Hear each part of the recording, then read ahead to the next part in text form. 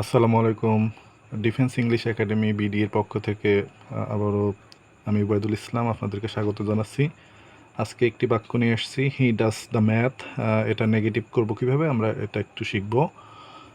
প্রথমত এই ধরনের সেন্টেন্সগুলোতে একটি ক্রিটিক্যাল আইটেমস রয়েছে, যেটা হচ্ছে ডাসকে আমরা বেশিরভাগ সময় মেইন ভার্ব না অক্সিলারি ভার্ব এইটা নিয়ে আমরা কনফিউশনে থাকি। সুতরাং এটা করতে গিয়ে অনেক স্টুডেন্ট দেখেছি ভুল করে থাকে। ওকে, আমরা এখন এটা করি। দেখুন, নেগেটিভ করার সময় আমরা সাবজেক্টকে ঠিক এখানে তুলে দিব।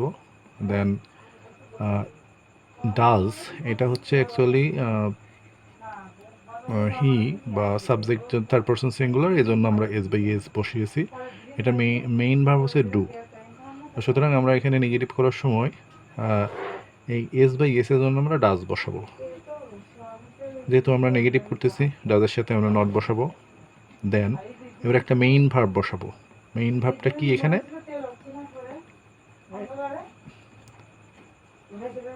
মেইন ভার্বটা হচ্ছে ডু। ওকে, ডু বসাবো। দেন বাকি অংশ।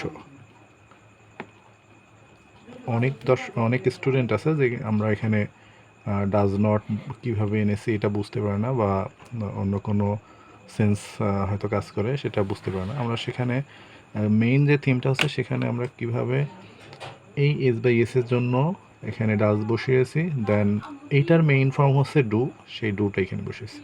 আমরা জাস্ট একটা ফরম্যাট বা স্ট্রাকচার এখানে দাঁড় করিয়েছি। আপনারা দেখলে সহজে বুঝতে পারবেন।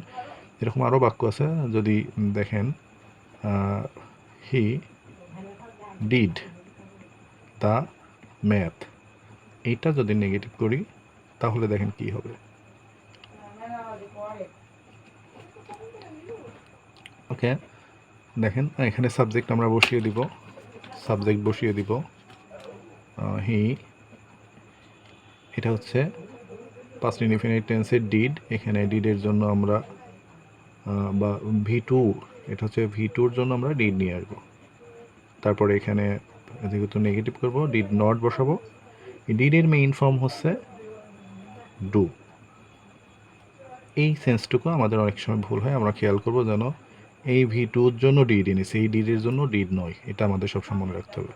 সুতরাং এই নেগেটিভ করার সময় একটা বিষয় খেয়াল রাখতে হবে, আমরা এখানে অক্সিলিয়ারি ভার্ব না, এটা মেইন ভার্বের ভি2 বা ফার্স্ট ফর্ম, এই জন্য আমরা এখানে ডিড বসিয়েছি। এর সাথে নেগেটিভ করব, নট বসাবো। দেন পরবর্তীতে আমরা এটার মেইন ফর্ম হচ্ছে ডু বসিয়ে দিয়েছি। দর্শক, আপনারা যদি বুঝতে না পারেন আমাকে কমেন্ট করতে পারেন। আর যদি মনে করেন যে আমার এই চ্যানেলটা আপনাদের জন্য প্রয়োজন, তাহলে সাবস্ক্রাইব করতে পারেন।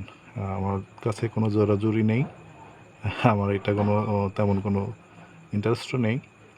যদি মনে হয় যে হ্যাঁ পরবর্তীতে কাজে লাগবে, তাহলে আমিও ভিডিও দিতে উৎসাহিত হব। তো সাবস্ক্রাইব যদি মনে হয় তাহলে করবেন, আর যদি মনে হয় উপকার হবে না তাহলে দরকার নেই। আসসালামু আলাইকুম।